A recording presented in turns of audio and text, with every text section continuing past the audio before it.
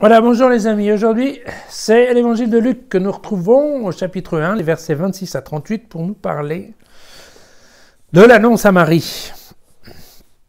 Alors c'est intéressant parce que comme il y a 2 jours, on a vu l'histoire contée par Matthieu, alors on va pouvoir comparer un peu les 2 approches. Voilà. Le 6e mois, l'ange Gabriel fut envoyé par Dieu dans une ville de Galilée, du nom de Nazareth, à une jeune fille accordée en mariage à un homme nommé Joseph, de la famille de David. Voilà. Cette jeune fille s'appelait Marie.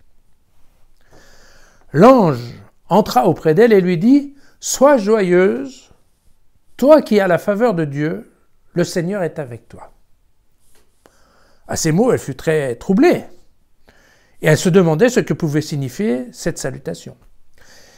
Mais l'ange lui dit « Sois sans crainte, Marie, car tu as trouvé grâce auprès de Dieu. Voici que tu vas être enceinte.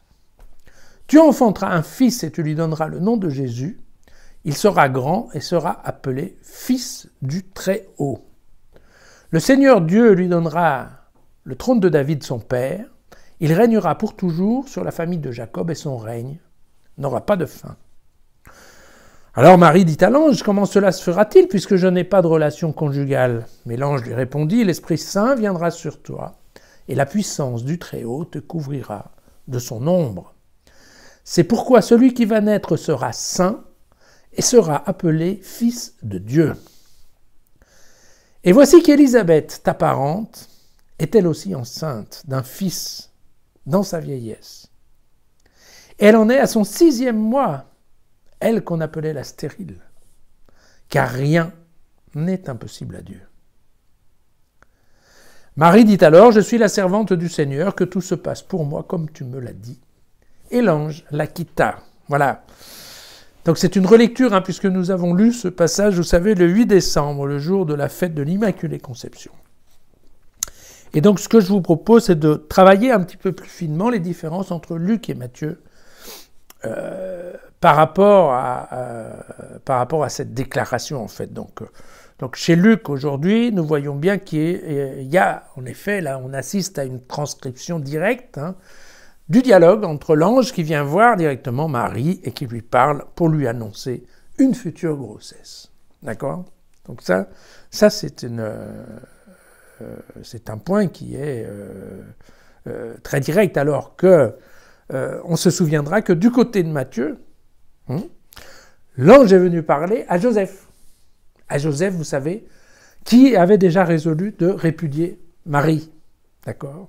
Dans l'approche de Matthieu, le fait est déjà consommé. Marie est déjà enceinte et elle vient l'annoncer à Joseph. Vous voyez que c'est quand même 2 approches qui sont assez différentes.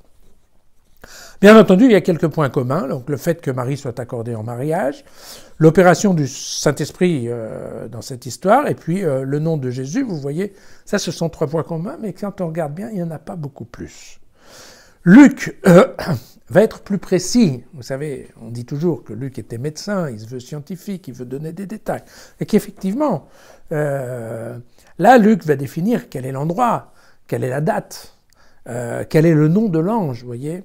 Il va utiliser des termes comme Fils du Très-Haut, Fils de Dieu. Il va nous parler du trône de David ou de la famille de Jacob, vous voyez. Donc Luc, effectivement, il a une culture grecque. Et donc, évidemment, ça se sent dès qu'il commence à parler, en fait, de Dieu ou de Jésus. Voilà. Et Luc parlera d'Élisabeth, en lui spécifiant qu'effectivement, donc, Élisabeth est enceinte, ce que Marie ne sait pas, puisque vous vous souvenez, Marie l'a caché à tout le monde, Élisabeth l'a caché à tout le monde pendant 5 mois, or il dit au 6e mois, donc, vous voyez. Et puis donc, on peut s'étonner par contre que Luc ne dit pas un mot sur Joseph. Il va parler de Joseph uniquement quand ça va être le moment de faire les bagages pour partir. Mais avant, effectivement, Joseph n'est absolument pas dans le coup. Voilà. Et puis, bien sûr, Luc va nous glisser au milieu que pour Dieu, rien n'est impossible, d'accord ? Ce qui correspond alors à un passage dans le livre de la Genèse, où en effet, quand Dieu annonce à Abraham que Sarah va être enceinte. Comme Sarah est vieille, en fait, Sarah n'y croit pas et elle rigole. En fait, elle rit ouvertement.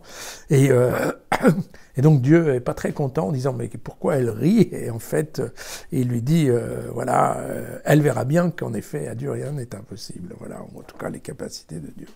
Donc ça a à voir avec ça. Alors Matthieu, lui, au contraire, va beaucoup nous parler de Joseph, hein, puisque globalement, vous vous souvenez, c'est la discussion par rapport à cette question, que fais-je par rapport à la grossesse de ma bien-aimée, voilà. Donc il parle beaucoup plus de l'homme qui a un problème et qui fait un projet de répudiation, et quel est le discernement dont il va devoir faire preuve pour accepter, oui ou non, de prendre Marie chez lui. Voilà. Et puis, évidemment, alors Matthieu va utiliser des termes que Luc n'a pas. Il va nous parler d'engendrement, vous voyez, ce qui est le début déjà d'une discussion très théologique, hein, parce qu'à l'époque, il dit, voilà. Après, vous savez, il y a aussi autre chose.